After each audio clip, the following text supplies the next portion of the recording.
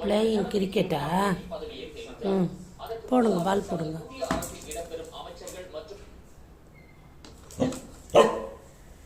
போடு.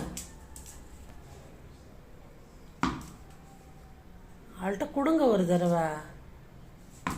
அப்போ நீங்கள் வாங்கி பாருங்கள், வாங்க முடியுமா அவள்கிட்டருந்து? இப்போ அவள் போடுவாளா பாருங்க.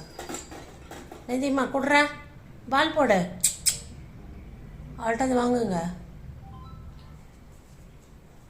இது பால் போடுறா, பால் கொடு,